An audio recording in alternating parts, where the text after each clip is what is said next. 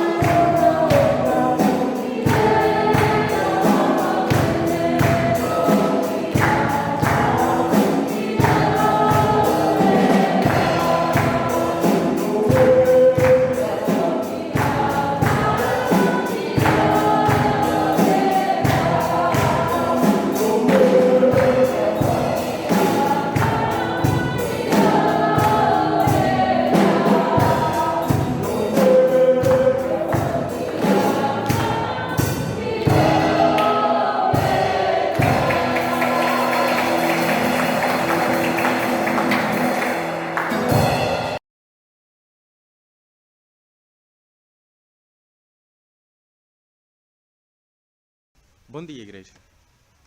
Como nos manda nosso Senhor e Salvador Jesus Cristo, este é o momento que vamos recordar a morte, sepultura e sua ressurreição.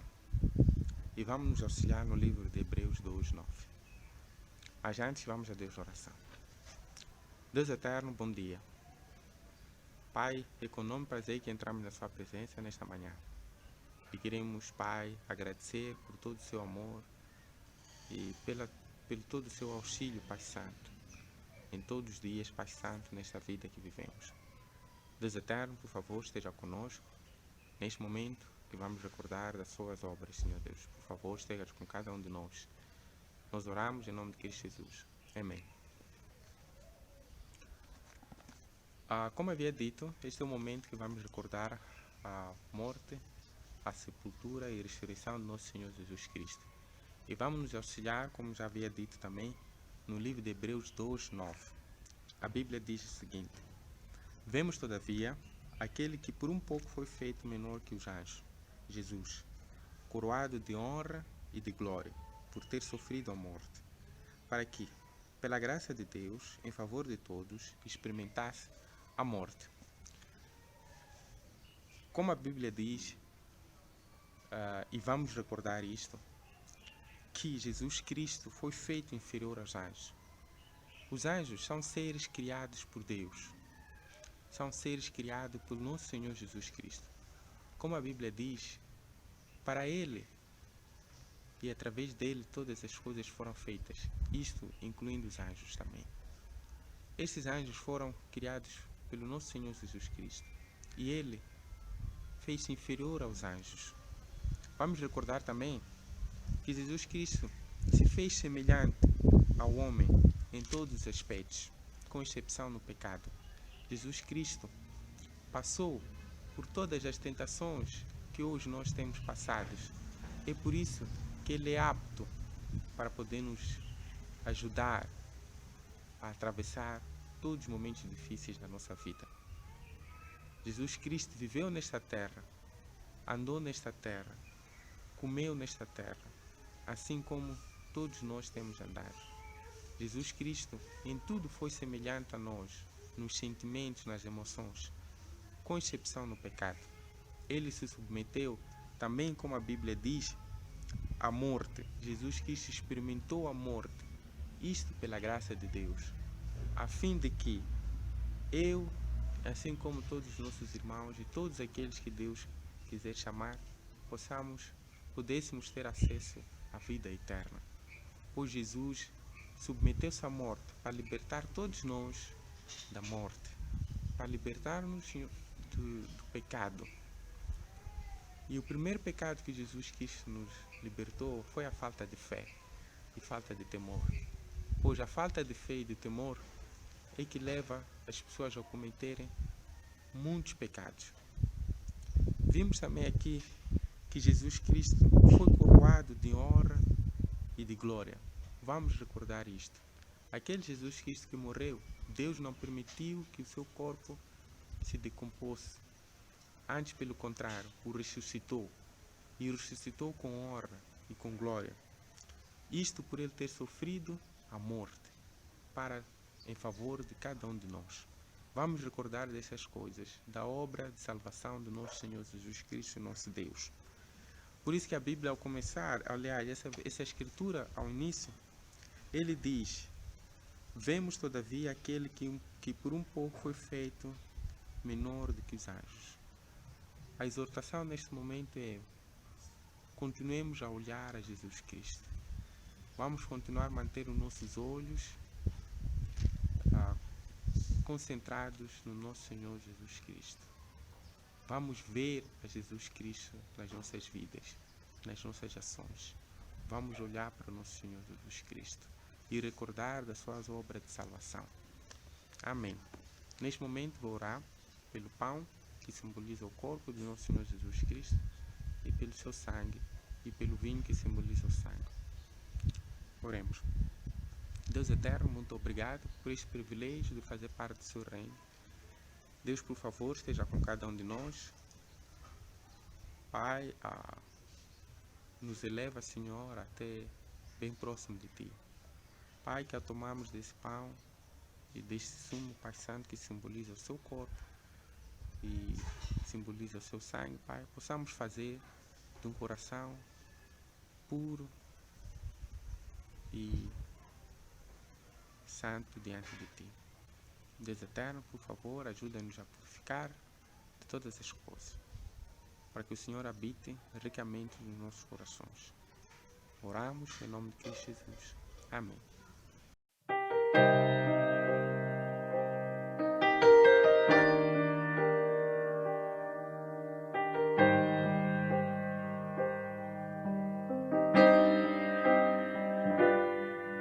Senhor, esse meu jeito, minhas falhas e defeitos, eu vim pedir perdão e te dizer que fraco sou. Eu sei que não mereço, e isso reconheço, ter sido alcançado pelo preço que pagou. Me viste ainda informe, decidiste me amar, e mesmo já sabendo que eu poderia errar, eu não tenho muita coisa, mas eu tenho um coração que hoje decidi deixar completamente em tuas mãos. Me rendo aos teus pés e anulo o que há em mim. Eu quero cada vez menos de mim, mais de ti. Preenche o que falta e fazes transbordar. Retira, Pai, de mim aquilo que não te agrada. Toca-me, Senhor, muda quem eu sou. Quero ser melhor, e que em mim tu sejas sempre o maior.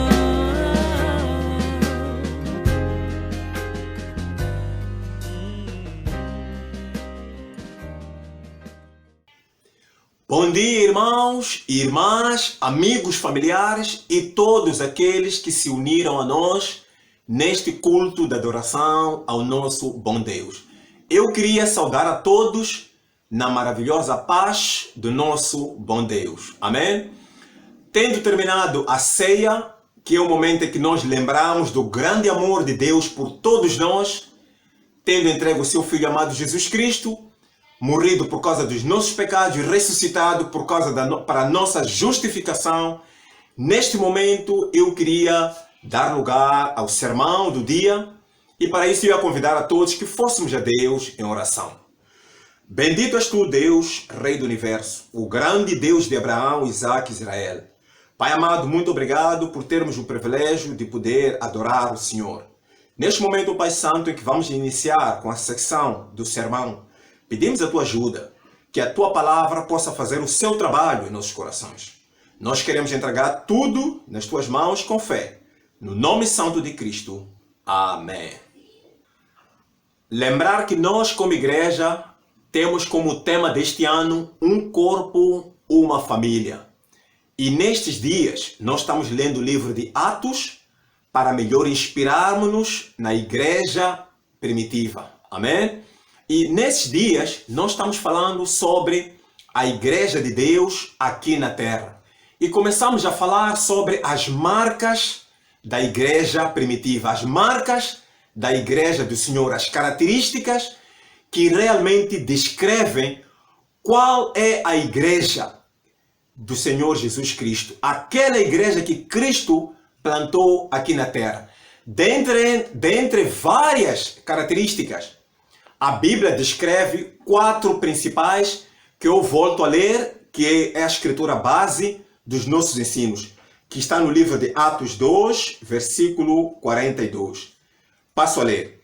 Eles se dedicavam ao ensino dos apóstolos, à comunhão, ao partir do pão e às orações. Amém? Só lembrar, não podemos perder de vista que eles, quem são estes?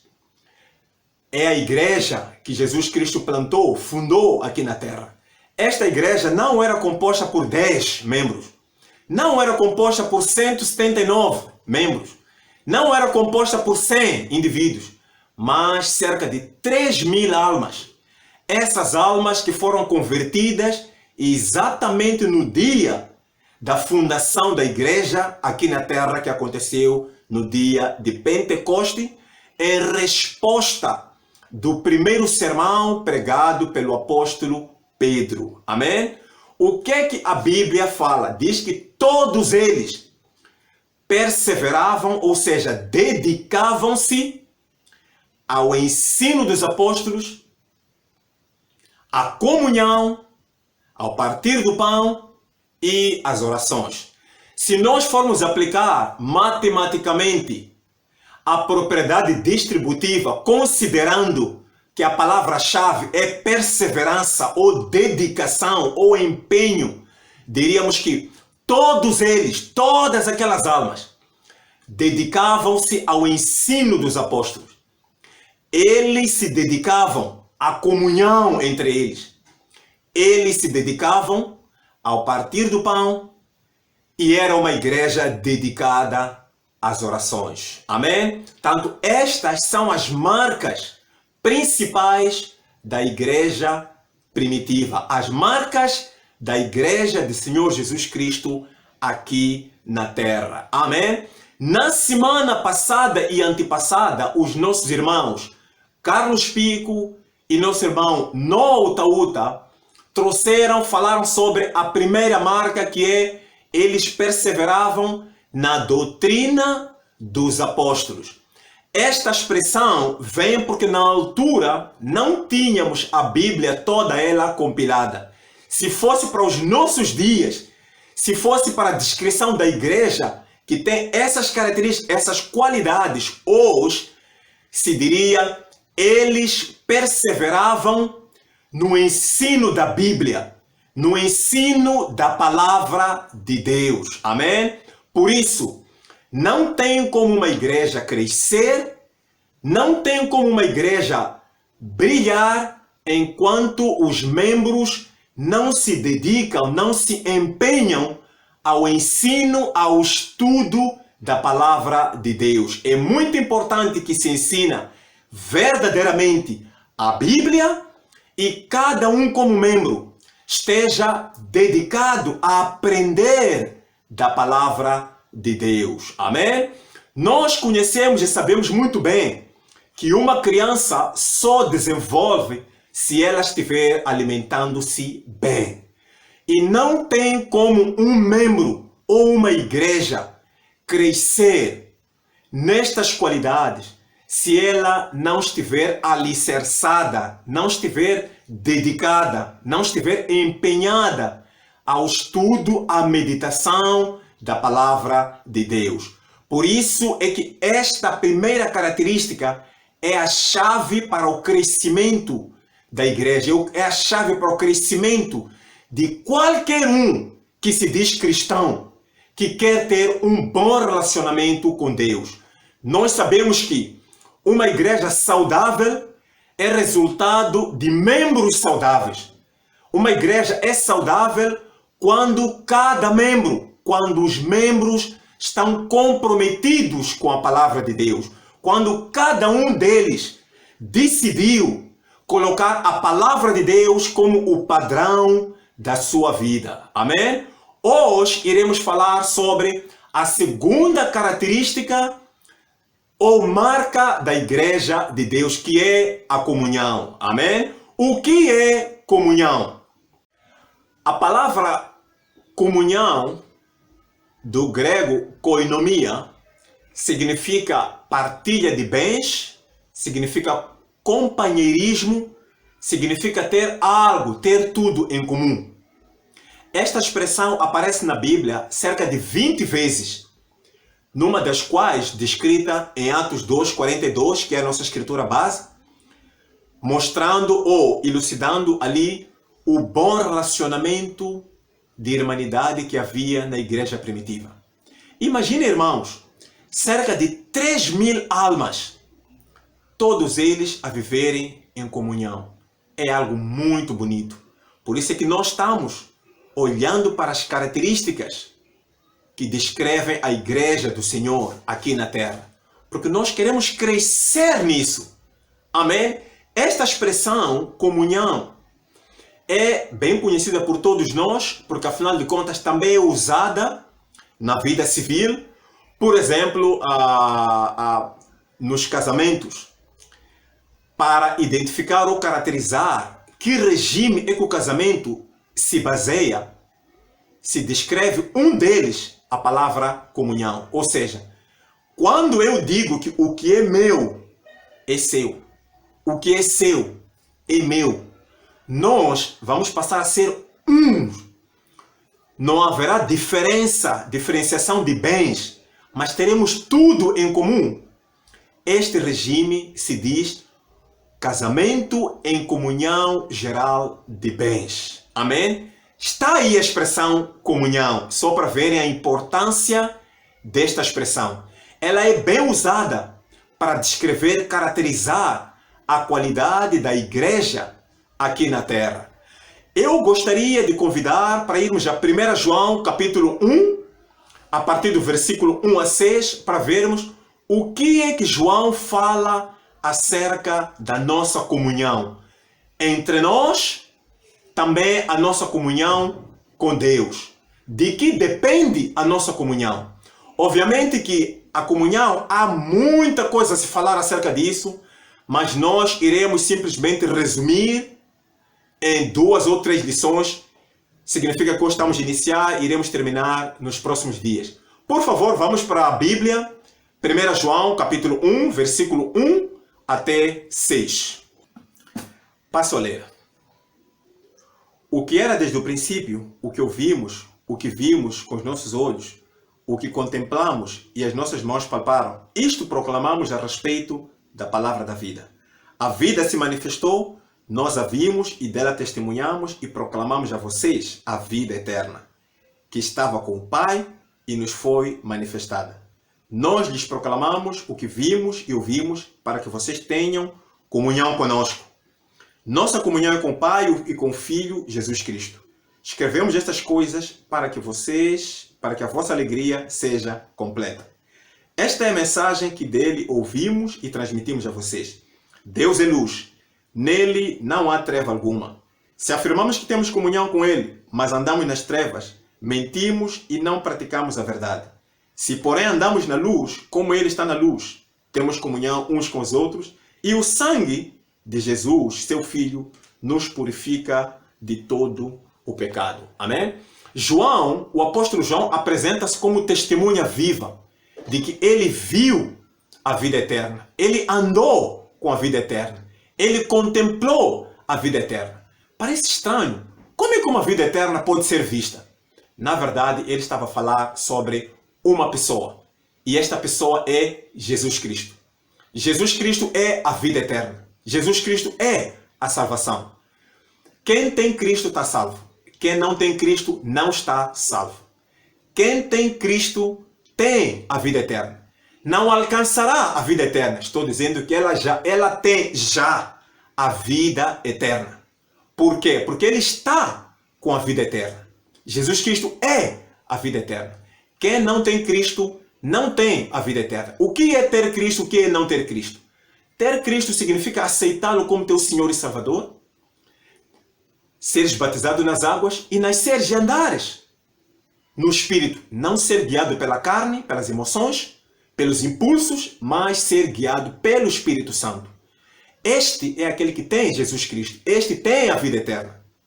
Por isso é que João aqui apresenta-se como testemunha de que ele viveu, conviveu com a vida eterna, que é a pessoa de Jesus Cristo. Ele descreve aqui 2 tipos de comunhão. Comunhão entre os irmãos e a outra é a comunhão com o Pai e com o Filho. E ele deixa muito bem claro que a nossa comunhão entre nós, através do Espírito Santo, entre nós depende muito da nossa comunhão com Deus. Por isso, nós hoje iremos falar sobre a nossa comunhão com Deus. Mas importa referir aqui que ele deixa muito bem claro que há uma mensagem que ele recebeu, ouviu do Senhor. Qual é essa? É que Deus é luz e nele não há trevas. Isso quer dizer que qualquer um que tem comunhão com Deus tem que andar na luz. Se nós queremos ter a comunhão com Deus, precisamos de andar na luz. Precisamos dissipar todo tipo de trevas. Amém? Ele diz que aquele que diz que tem comunhão com ele, mas anda nas trevas, este é um mentiroso. Eu acho que a boa reputação para receber dos céus é servo fiel e bom, meu filho, e não mentiroso. Mas quando nós dizemos, afirmamos que temos comunhão com Deus e andamos em trevas, a Bíblia deixa bem claro que nós estamos a ser mentirosos. Mas se nós dissipamos as trevas, confessamos o nosso pecado, abandonamos o nosso pecado e nos submetemos à vontade de Deus, então Deus está pronto para restaurar a nossa comunhão com Ele. Por quê? Porque o sangue de Jesus Cristo, aquele sangue vertido na cruz do Calvário, até hoje tem poder de purificação. Ele pode nos purificar das nossas iniquidades e a nossa comunhão com Deus estar restabelecida. Não é possível eu dizer que tenho comunhão com Deus enquanto ando à minha maneira. Não é possível eu dizer que tenho comunhão com Deus enquanto eu dito as regras da minha vida. Não é possível eu dizer que tenho comunhão com Deus enquanto eu não me submeto às vontades de Deus. Não é possível eu dizer que tenho comunhão com Deus enquanto as prioridades de Deus não têm nada a ver com as minhas prioridades. Não é possível eu dizer que tenho comunhão com Deus enquanto aquilo que eu decidi fazer, faço sem medir as consequências, sem olhar para aquilo que a Bíblia fala, enquanto eu estou guiando a mim mesmo. Não é possível, porque a comunhão nossa com Deus é através do Espírito Santo. Significa que todo aquele que tem comunhão com Deus é guiado pelo Espírito Santo. Porque a carne não pode produzir nada que satisfaz ao coração de Deus. Aliás, nós sabemos que os desejos da carne são inimigas à vontade de Deus. Por isso, a nossa comunhão com Deus depende muito do nosso estilo de vida. Depende muito de como é que nós estamos a andar. Depende muito da seriedade com o qual nós levamos o nosso relacionamento com Deus. Minha pergunta é, quando você olha para si, você pode afirmar que tem comunhão com Deus? Você o sabe. Mas a boa notícia é esta. Se você vê que há muito tempo estás fora dos carris, há muito tempo você dita as regras, há muito tempo estás andando segundo os teus impulsos, o impulso do seu coração, você pode reconsiderar isso, abandonar essa forma de ser, deixar de andar nos seus próprios caminhos, mas andar nos caminhos do Senhor.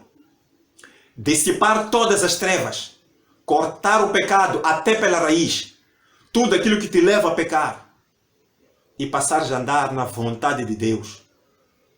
Saiba que Deus restaurará a sua comunhão com Ele.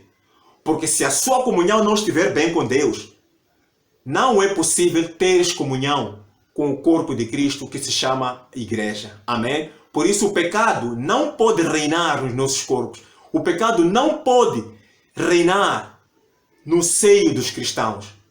Por quê? Porque nós temos a comunhão com Deus. Deus é luz e nele não há treva alguma. Eu queria falar novamente para aqueles que não têm ainda relacionamento com Deus, com Cristo. A essência da vida é nós termos um bom relacionamento com Deus. A comunhão tem o seu verdadeiro sentido, porque ela descreve o bom relacionamento entre a criatura com o seu Criador. Deus quer se relacionar consigo, mas isso só é possível através de Jesus Cristo. Aceite-o como seu Senhor e Salvador. Estude a Bíblia, Aceita, seja batizado, larga os pecados todos e você terá comunhão com Deus. Tendo comunhão com Deus, certamente terás a comunhão com os irmãos. Amém? Só espero que isso tenha encorajado. Amém? Vamos ainda ler João 13, versículo 2 a 10. Passo a ler. Estava sendo servido o jantar e o diabo já havia induzido Judas Iscariote, filho de Simão, a atrair Jesus. Jesus sabia que o Pai havia colocado todas as coisas debaixo do seu poder e que viera de Deus e estava voltando para Deus. Assim levantou-se da mesa, tirou sua capa e colocou uma toalha em volta da cintura. Depois disso, derramou água numa bacia e começou a lavar os pés dos seus discípulos, enxugando-os com a toalha que estava em sua cintura. Chegando-se a Simão Pedro, que lhe disse: Senhor, vais lavar os meus pés? Respondeu Jesus: Você não compreende agora o que estou lhe dizendo. Mais tarde, porém, entenderá. Disse Pedro: Nunca lavarás os meus pés. Jesus respondeu: Se eu não o lavar, você não terá parte comigo. Respondeu Simão Pedro: Então, Senhor, não apenas os meus pés, mas também as minhas mãos e a minha cabeça. Respondeu Jesus: Quem já se banhou precisa apenas lavar os pés. Todo o seu corpo está limpo. Amém? Esta passagem é uma passagem que acontece ao longo lá da ceia, em que Jesus estava somente com seus discípulos no ministério privado. E lá depois ele pegou uma bacia, uma toalha, e lá começa a lavar os pés dos seus discípulos. E tendo chegado ao local do Simão Pedro para lavar os seus pés, Simão diz que não, você não vai lavar os meus pés. Jesus diz que, olha, se eu não lavar os teus pés, você não terá parte comigo. Simão, então lava-me não só os pés, mas também as mãos e a cabeça. Ele diz que não. Aquele que já está banhado não precisa de lavar o corpo todo, senão apenas os pés. Isto tem um grande significado para nós. Primeiro, todo aquele que é filho de Deus já nasceu de novo. Ele já tem a sua identidade como filho de Deus. Mas, como filhos de Deus, enquanto estivermos aqui na terra, sempre vamos nos sujando. Mesmo não querendo, a gente acaba caindo em pecado. Por isso é que a Bíblia fala: aquele que diz estar sem pecado, faz de Deus de mentiroso. Então, os pés são o local que sempre pisa lá o chão. Nossa vida, enquanto Satanás andar aí à solta, estamos sujeitos a cair sempre em alguma cilada do pecado. Para Deus, isso não é problema. O problema é o que você faz com este pecado que você tem. Quando você cai no pecado, o que você faz? Será que você vai se lavar no sangue do Senhor? Vai confessar este pecado para restaurar a nossa comunhão com Deus ou não? Nós não temos que perder em vista o que é pecado e as suas consequências. Em 1 João 3,4 fala que pecado é a transgressão da lei de Deus. E quando nós pecamos, nós sabemos em Isaías, capítulo 59, versículo 1 a 2, o pecado nos separa de Deus. Ou seja, ele destrói a nossa comunhão com o nosso Deus. Se eu me manter assim, com os pés sujos, ou seja, se eu não confessar o meu pecado e não abandonar este pecado, mantenho-me com a minha comunhão com Deus destruída. Mas Cristo aqui está a dizer que, olha, você precisa se banhar, você precisa lavar os pés. Eu preciso de me purificar todos os dias, para que o meu relacionamento com Deus continue intacto, para que a minha comunhão com Deus esteja intacta. Todos nós precisamos de restaurar, trazer de volta a cultura de confissão de pecados, porque só assim é que os nossos pés sujos estarão sempre a ser limpos. Porque se os nossos pés não forem limpos, se os nossos pecados não forem perdoados, se nós não confessarmos, escondermos esse pecado, ocultarmos esse pecado, estaremos a viver de ilusão, não teremos parte com o Senhor, ou seja, não teremos comunhão com o nosso Deus. Por isso, nós precisamos de confessar os nossos pecados, abandonar esses pecados, e Deus restaurará a nossa comunhão consigo. É interessante ver algo aqui. Diz que estavam todos eles lá, mas Satanás entrou no coração de Judas.